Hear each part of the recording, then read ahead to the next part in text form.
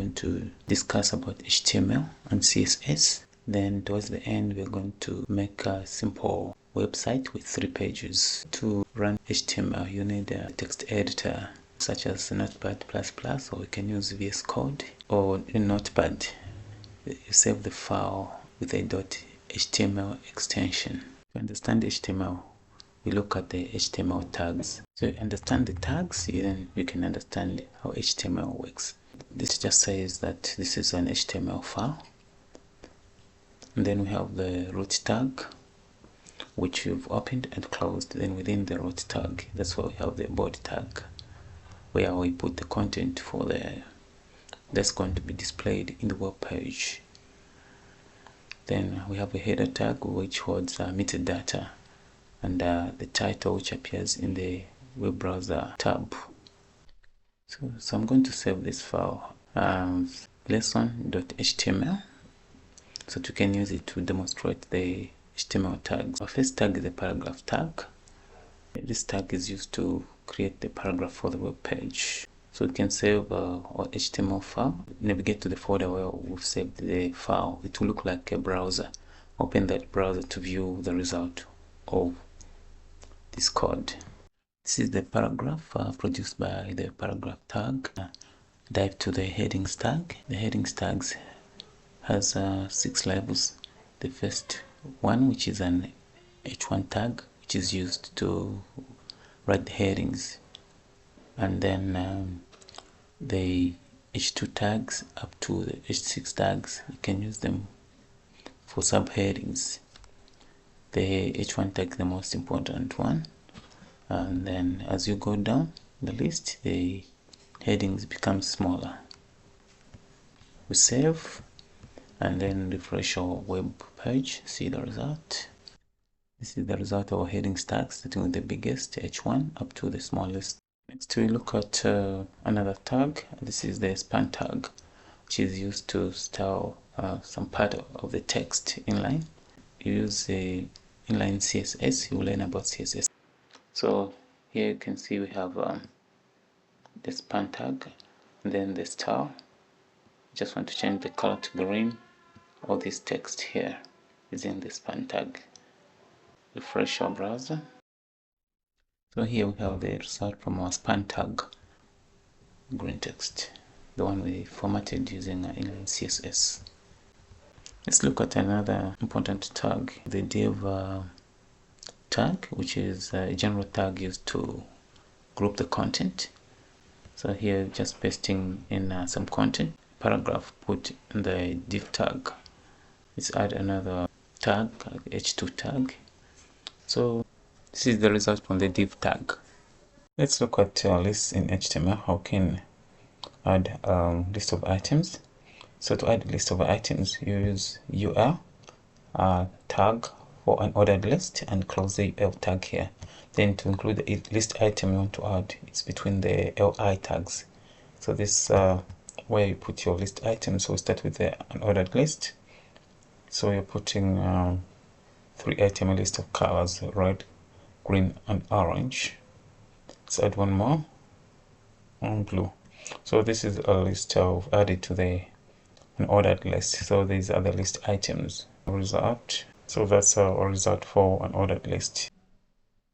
Next we look at the ordered list. Just change the tag from UL to OL to indicate that this is now the ordered list, OL, and I want to present the same list items. So when I save and refresh the page, you see that for the ordered list we have numbers 1, 2, 3, 4. One ordered list we didn't have numbers. Can come up with a hyperlink in HTML. To come up with hyperlink, we need an anchor tag. The anchor tag is an anchor tag to have a hyperlink to the Google site, then the way that's going to be displayed in the browser. Then here we close the anchor tag. Let's save. So when you save, refresh the page, that's link. If you're connected to the internet, you can even click it will take you to Google. Let's look at the strong tag. Emphasize the importance of the text. Save and refresh web page. So usually it's bold. Go to the next tag. It is also a tag for emphasis. The text is italicized. We'll look at another tag. This time is the line break tag, which breaks the line of text within this paragraph to break the text. So look at the text before applying the line break. Let's just copy the same text 2 times. One text we put the line break, then the other one we don't put the line break. So there we have applied the line break tag. Then we refresh the web page to see that the top text, it didn't have a line break. The second text has a line break here where it inserted the line break. Let's look at another tag. To demonstrate this tag, we come up with 2 paragraphs, and within these 2 paragraphs we want to draw a horizontal row. To do that, we use the tag code, the horizontal row tag. So this horizontal row tag will draw a horizontal line between the 2 paragraphs. The 2 paragraphs are called part. That's where we had put text part 1 and part 2. And we have this horizontal row drawn by the horizontal row tag. To the next tag, which is some text to demonstrate how the block quote tag works. The block quote tag is used for quoting. Let's add some content to demonstrate the block quote tag. So we have some text site, the link where the text is coming from. That's a bogus link, just some site. That's the output. We have another tag which is called it's used to display code in monospace font. Let's demonstrate that if you don't understand what that means. So we want to say we have a terminal.log and then have some text hello.html. Then we save. That's how the code tag displays text. We proceed to the next tag, HTML tag, the pre-tag. This is used to preserve white space and formatting. We have these items. Usually, by default, white spaces are not preserved.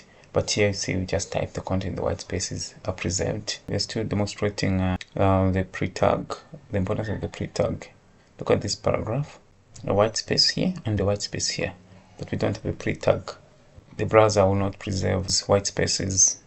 Also copy the same paragraph, we'll put the pre-tag so that we demonstrate how the white space can be preserved. So here we have a pre-tag and we have the text with spaces, these 2 spaces, 1, 2. Then the first instance, we don't have the pre-tag, we just have the text. When we save that, refresh the browser, notice that the first instance, the white spaces haven't been preserved, but where we had the pre-tag, we have preservation of the white spaces, this one and this one. Here we have another important tag element, which is the abbreviation tag, abbreviation with a tooltip. So we have the abbreviation there. For Center for Disease Control, CDC, and save. Then in the browser, when you hover over the abbreviation CDC, you see there's a tooltip, Center for Disease Control, which appears. If you want to reference a work title, you can do that by using the cite tag for citation. So let's cite some work, something like this on the web page. This is how you can do that. Refresh the page. That's our output from the cite tag. We look at another important tag, mark tag. First, let's write a paragraph. Want to highlight some text within this same paragraph. We use the mark tag, which is used to highlight some text. So see, important information is highlighted yellow using the mark tag.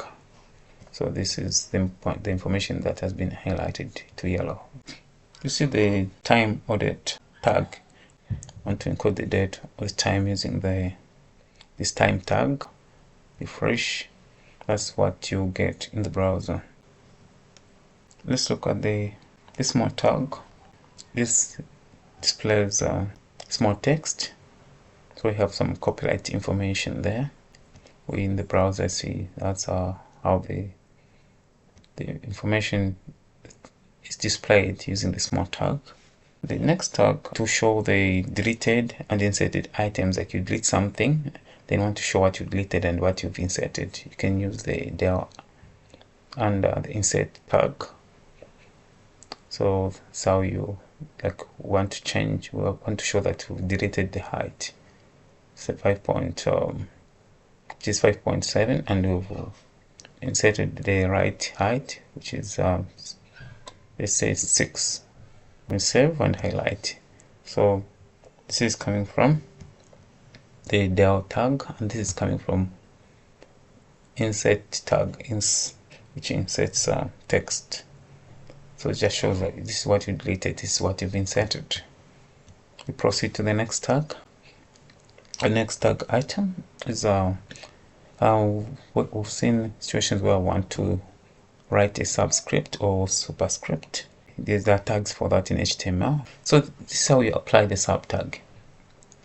I've said hydrogen gas, but I want to use scientific notation with capital H and there's subscript 2. So to put a 2 as a subscript, use sub tag, and this will help us to insert the 2. So the way it will appear like that. So we've successfully inserted a 2 using the sub tag. Let's look at another important tag, the superscript tag. If you want to raise a number to power of 2, for instance, here I have some mathematical equation, find the value of x. So let me use the pre tag so to preserve the space, since we've already covered the pre tag. So I want to say x to the power of 2, so I can use the superscript tag, which is the sub tag, so that the 2 can appear on top of x, then minus, say y, then say this will equal to 0. So I want someone to find the value of x. When you save that in the browser, that's how it will look like. So we can present mathematical equations using the superscript tag. Proceed to the next tag, which is the details tag. This tag is important because you can have expandable content. Like here we have learn more, so that when you click on that you see more content. Within the details tag we have the summary tag, refresh our page. So you see I can expand, I can click on learn more to expand it and see additional content. Let's look at another tag using the image tag. So we have an image source there, and remember the image is in a folder called images. Then put the image folder here. Then want the image caption, you can use the fake caption tag. So you look at the code, you need to put the folder where the image is stored. So I wanted to demonstrate that you can have the image caption, and also you can have alternative text in case the image is not shown in the browser. So let's add the image folder.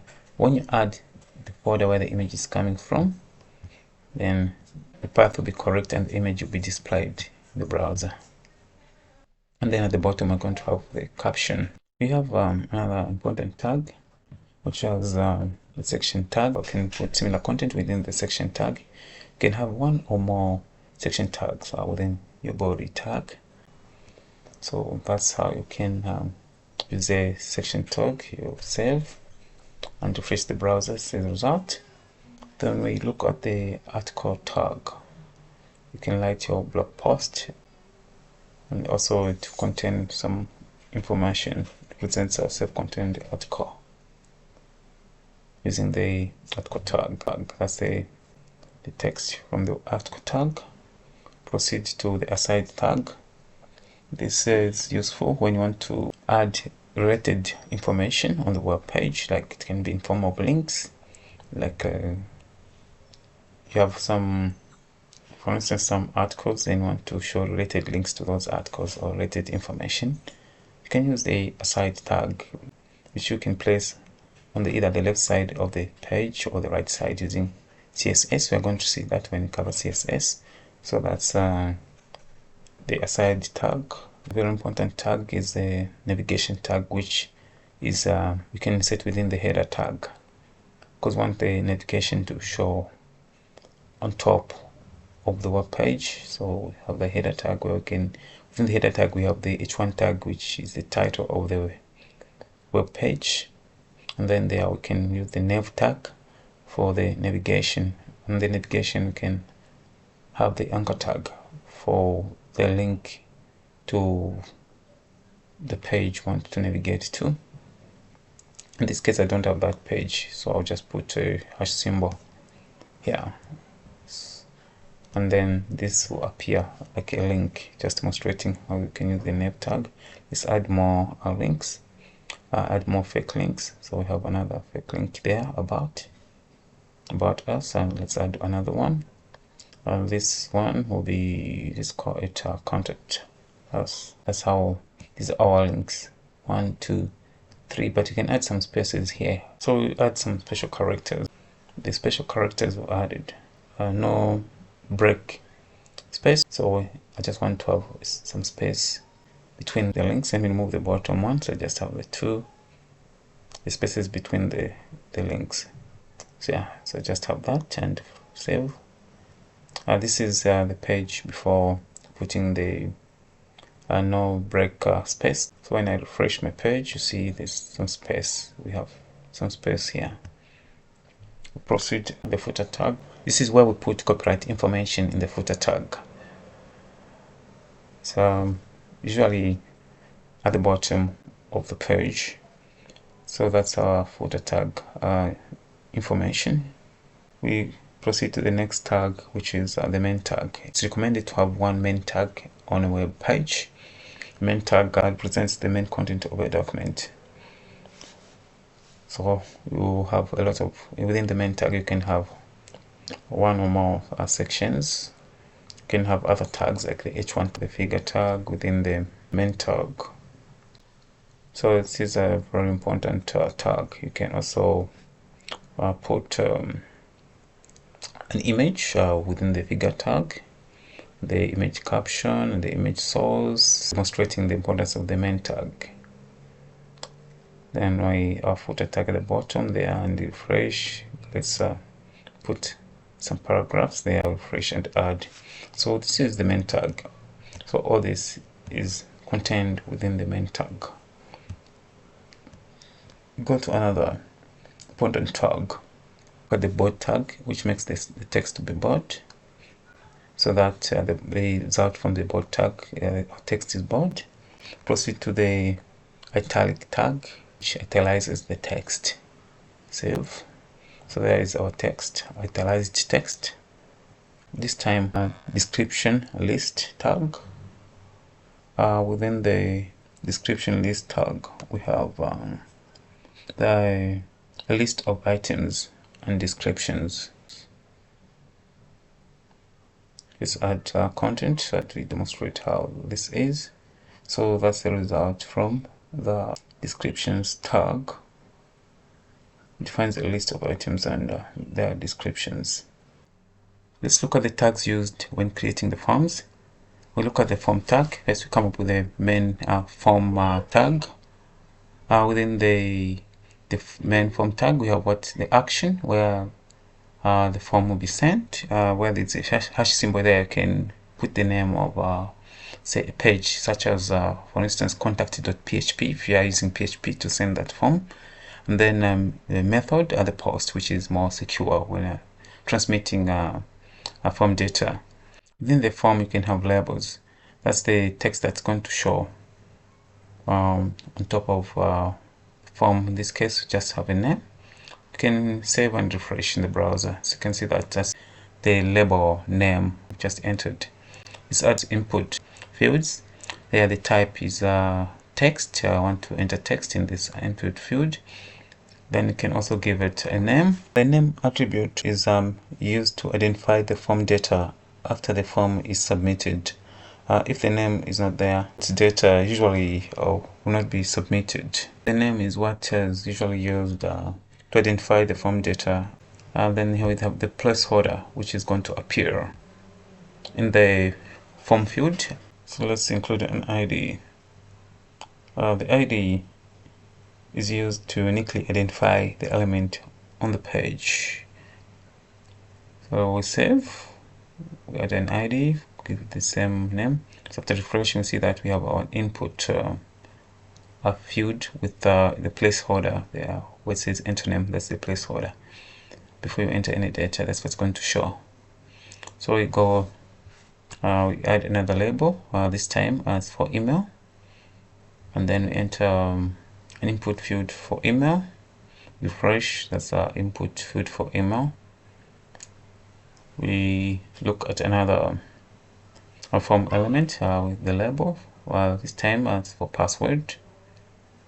So that's capitalize that, the label for password, then input type is password because we want to enter password. Save and refresh, that's our input for password. When we proceed, the break line tag, we use this. I want to break the form elements. They are being showed in a straight line. I just want to break that so that they are not horizontally positioned. So you can see they are now vertically positioned, but there's no space. You can do that by putting a pre-tag. Just we already covered the pre-tag. Just want to create some spaces. The pre-tag preserves some space. So there I want some space, and then I can save. You see, okay, we have some space. We can proceed. The checkbox, it's where you can click. Like there, we have the word subscribe that's going to appear, and saying subscribed, we specified within our form that to be checked. Then after the checkbox, we have another input type, which is called radio. There we have gender. We want to have gender, want to have male and female. That we give you an option to select between male and female. So use the radio type. So we save female, we save and refresh. So there we have, select between male and female. We go and add another input text area. Well, then there we can specify the ID, and we call it message, and the name also is message. The number of rows I want in this text area, let's say 6 rows, and the number of columns is say 50 columns. We save, refresh our page, and there is our text area. You can type our text in the text area. You can use it within the contact form. We add another tag. Let's say you want to select, say to use the select form element. There we have our options to select from. We save, show the way the selector works. So we can go down and select. The first one is shown as the default choice. And then we can add a button, and the type is submit. So we have that button, call it send, so that appears in the form. Next we'll look at CSS, or talk about the cascading style sheet, which is used to style web pages and improve on presentation. There are 3 types of cascading style sheet: the inline, the internal, and the external. We start by demonstrating the internal CSS. This type of style is actually what you type within the tag element. Like in this case, I want the background color of the text within the body to be light gray. So that's demonstrating inside inline CSS.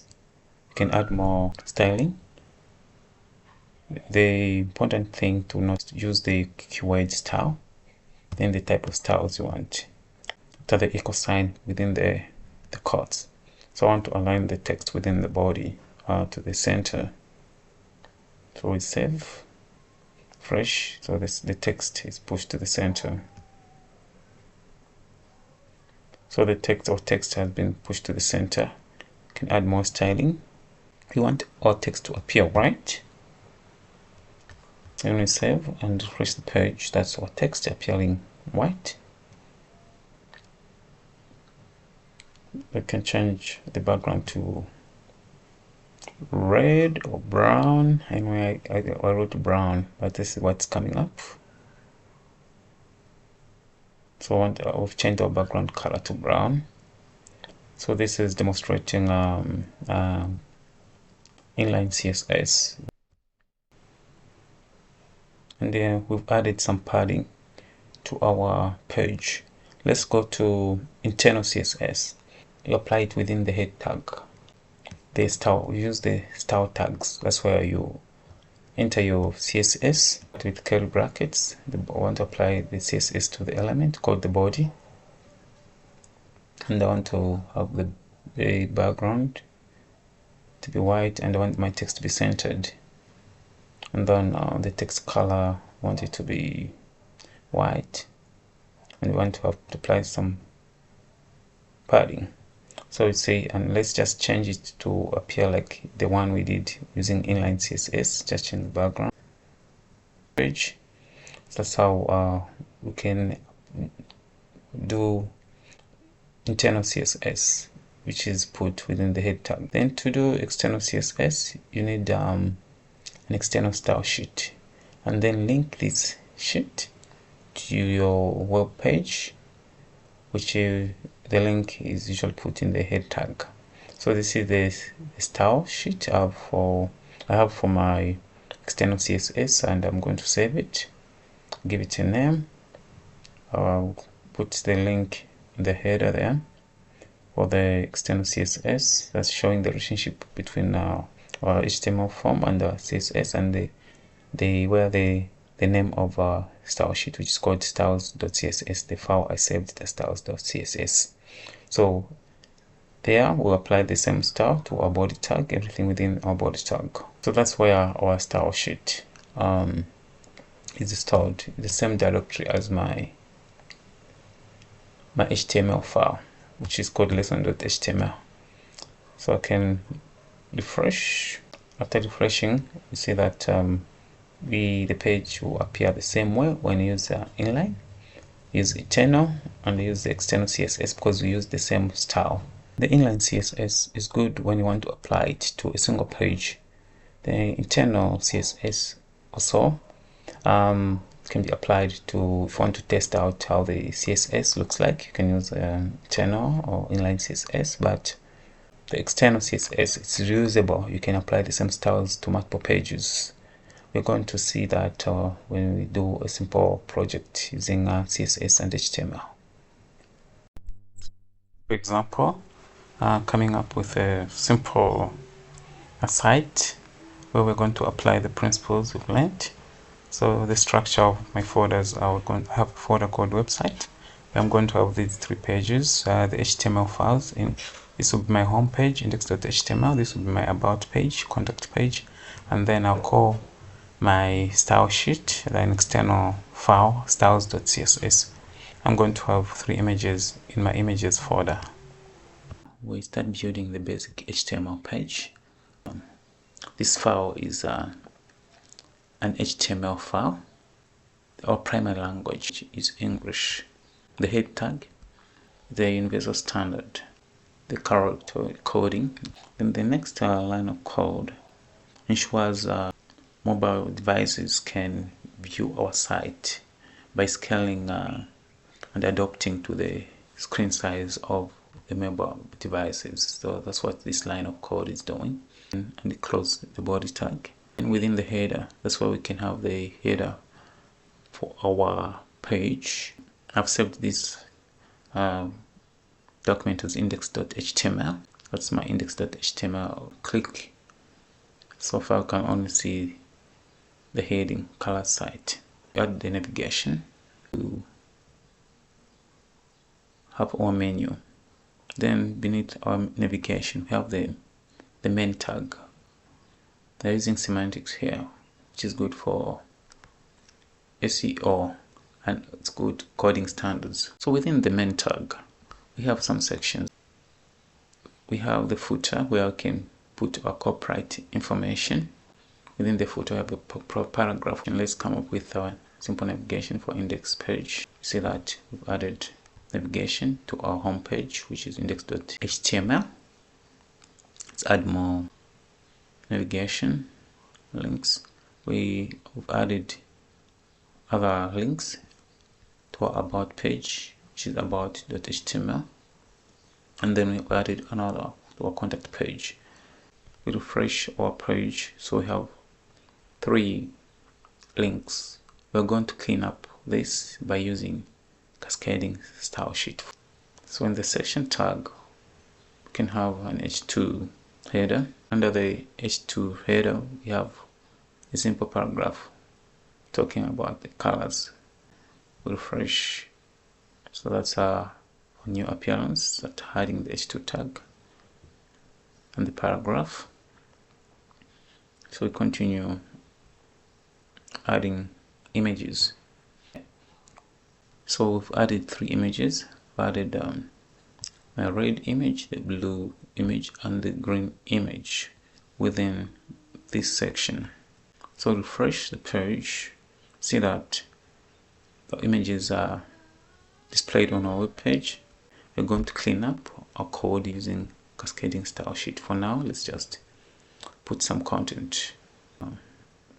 So we go to the next section. We want to create a list of colors using the unordered list. So the first list item is red, second list item is blue, the third list item is green.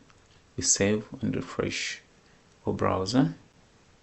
There is our list of colors. Let's use an ordered list. So we save and refresh, scroll down to the bottom. You see that our ordered list items are nice colors and great colors. Next, let's add some code to our about page. So in the title, we just say about. I've pasted the content in the about page. Here we are linking, we're showing the relationship between this HTML file and our style sheet, which is saved in the same directory as this page. So our style sheet is called styles.css. We're going to see that. And the header tag, header, the same way we did our index, but this time this is about. I just pasted the page. Then navigation, which I just copied from our index page, I pasted it here. Then I've introduced another tag called article. Then talking about the colors is in the h2 tag, and then a paragraph tag. Then I've also added a table. So this table, we're going to format this using CSS. So that's as our table structure. Start with the table tag, then we close here. Then the table tag has a t-head tag, which opens here and closes here. Then within the t-head tag, we have tr tag. This is a row. Just think of these as 2 columns within the row. And you have 2 columns. We have entered color, and another one we have entered meaning. And then the t-body tag, which starts here and terminates here. This is the first row within the t-body tag. We have data within the cells across the rows. So we have the first, which is red, and the second cell from left to right. We have this text. Then we continue inserting rows. So we have within the table t-body tag, we have how many rows? We have 1, 2, 3 rows. Within the t-head tag, we only have 1 row, but you have 2 columns. So we are going to have 3 rows and 2 columns. That's how my about page looks. And then we can close the main tag there. And then the footer, I've added some copyright information. So let's save. That's my about page. So we'll refresh my about page, make it bigger. let's create another page. This is the contact page. Within the contact page, also going to link it to the CSS cascading style sheet. Yeah. Then we have in the header tag, we just added the contact us with the navigation, just like how we did the index page. But the new thing we added is the form. Scroll down.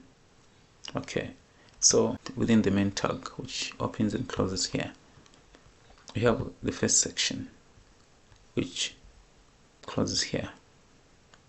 The first section tag, I have an h2 tag. We have love to hear from you. We'll just change this to contact us.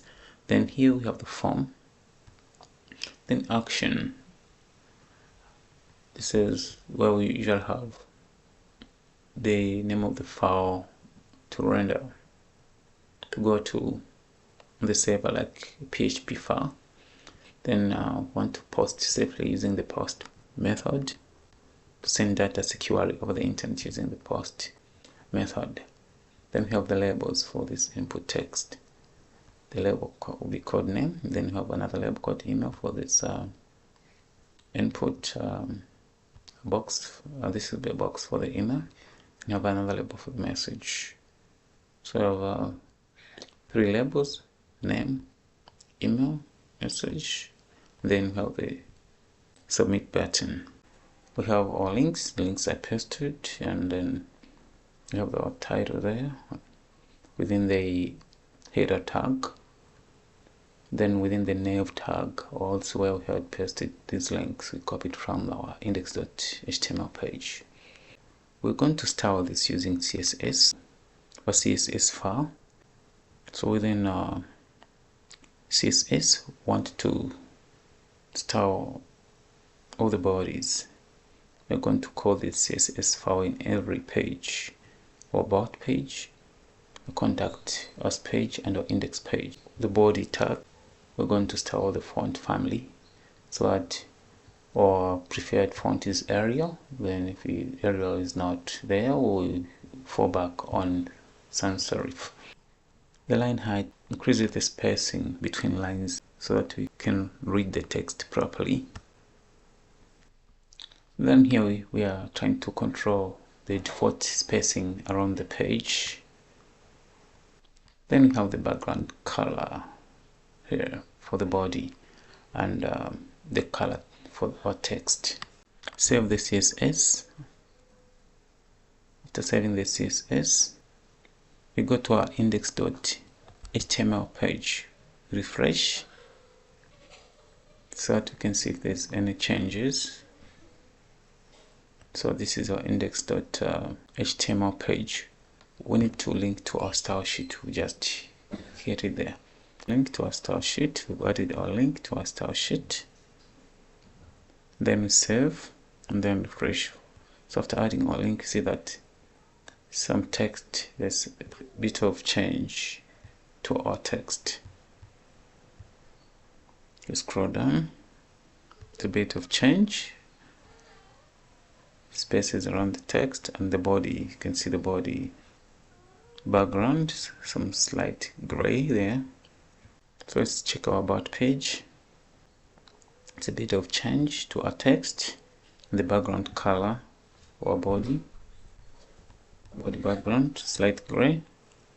We add more CSS for our header and footer. So we want to have a darker background within our header and the footer.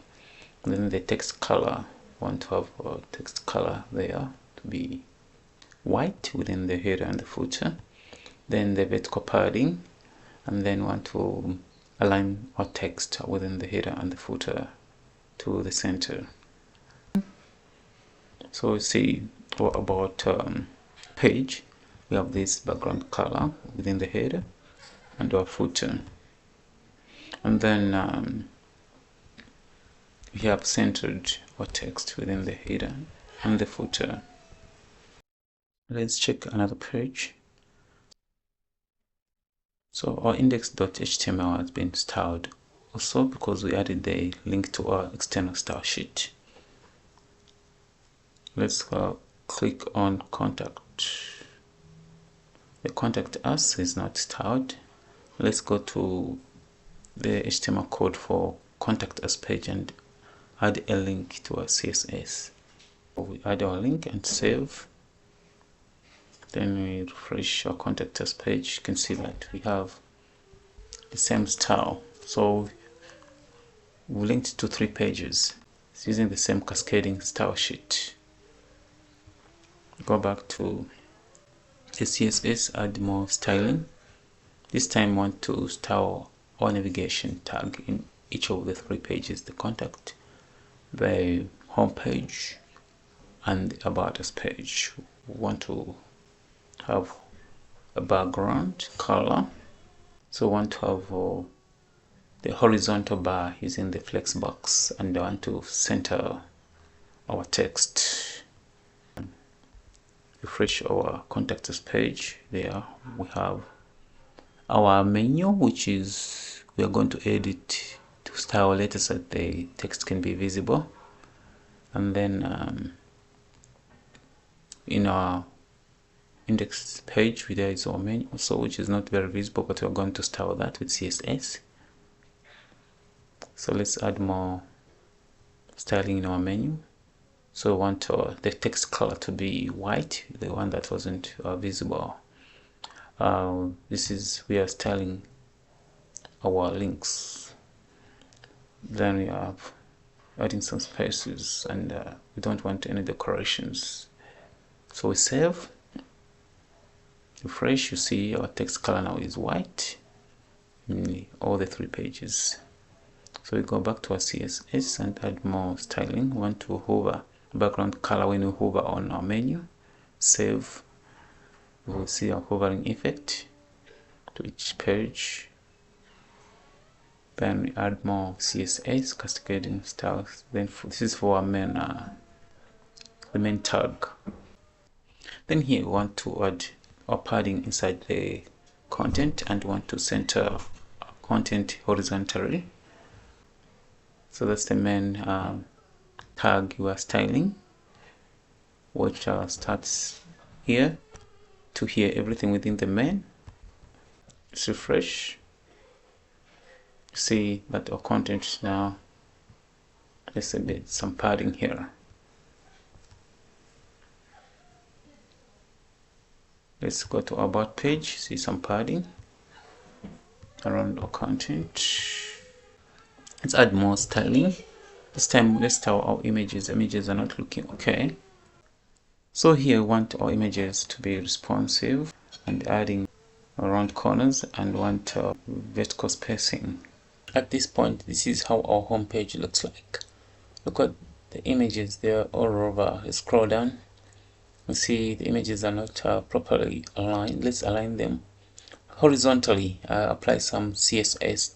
This is our index.html page, our section of interest, where we have images, or 3 images. We need to introduce some CSS. In the section tag, let's create a class so that we use that class, we refer to that class in our CSS. So that's the name of the class we're going to use in our CSS. Then within the 3 images, you can use semantics, semantic tags like figure. Since an image is a figure, so we wrap the first image into the figure tag. Open and close the figure tag. Then to fast forward a bit, we've added our 3 images within the figure tags. The first image, then our second image, the blue image, and our third image wrapped within the figure tag. Let's add some caption by using the fig caption tag. So to do that, we add some caption to our images, so that here for our read image within the fig tag, we introduce the fig caption tag for our read image. So we carry on. Then again for our blue image, we put some caption, blue image, and then for our green image, we also give it a caption. We save, and then refresh our page. You scroll down, you see we have our caption there for red image, a caption for blue image, and the caption for our green image. Now let's go and apply some CSS. That's the class we are using, and then we have those are figures, so we can also apply some styling to the figures within the section we've given a class image formatting. So that's the class for the section. So when you're dealing with cascading styles sheet, when you want to use the class, use a dot. So dot img underscore formatting, that's how we named our class. Then we apply, also we're going to apply some styling to our caption. So we say keep fig caption, then we add some styling to our fig, the first all the three images under the figure. So we're going to apply this CSS. And here we want each figure within the flex box to grow as needed, so that the width equally distributed. Then here for the three images we have, within the width we want each image not to grow beyond the 2% of the width of the container. Then here we want to remove the default spacing around the figure so that we have control of the layout, and want to center the caption text to be centered around the image. So let's save and then refresh. You see that after refreshing, our images are now styled as needed, but we want them to be horizontal, not vertical. So we add more styling. So we add more CSS for our caption of the image. So we want a vertical space between the image and the caption to be 8 pixels. Then we want our font size to be slightly smaller than the default size, and then the color for our font. We save our CSS, and here we're just formatting the font, so save and refresh. Okay, here you see after saving, at least we have some space in between our image and our caption. This is not the result we are looking for. We want our images to be displayed horizontally. Let's add more CSS. We add more CSS. So this is what is going to allow our images to be displayed horizontally using the flex box flex. So we refresh our page. As you can see, our images are next to each other, displayed in a horizontal manner. So let's fix this the header, this h tag and the paragraph tag. Let's fix that. So using this h2 tag and paragraph tag, is just cut this and put them outside the section here, but within the main tag. So let's just do that. We put them out there and save, and then refresh. Alright, as you can see, our index.html page looks better. Let's more add CSS to our form. So within our form we have input text area. Let's start our input and text area, applying the CSS for input and text area. Refresh. So we start with the button, this one which says send message. Got CSS, add some CSS for the button. We want to have some background and our text for the button to be white, and add some padding. We don't want a border, and we have we have rounded corners. so that we also show the cursor. So let's save. So there we are. We have our text white and our dark background, and our cursor is showing. We add more CSS, the hover effect to the button, so refresh the page, the contact us page. See, there's some hover effect. So there we are. We have some hover effect on the button. Let's continue adding styling. We go to another page called About Us, where we have a table. So in this page, we have this table. That's how our table looks. Add the styling for the table. So here I want to collapse the cell borders so that we can have clean lines. So we want to have a full width the table, and I want to have a consistent padding on the border. So we save our file. So our table has occupied the full width and some padding. Yeah, within the table, you have the table head with other table tags. So we can style those.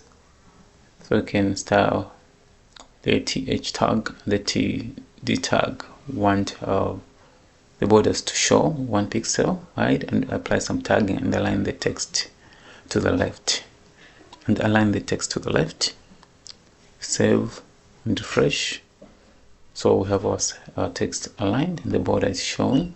They're aligned to the left. In conclusion, this is our final product. We have our home page, which we formatted in CSS, and the link and about page, which was formatted with the CSS, and the contact page. Thanks for watching, and look out for more videos.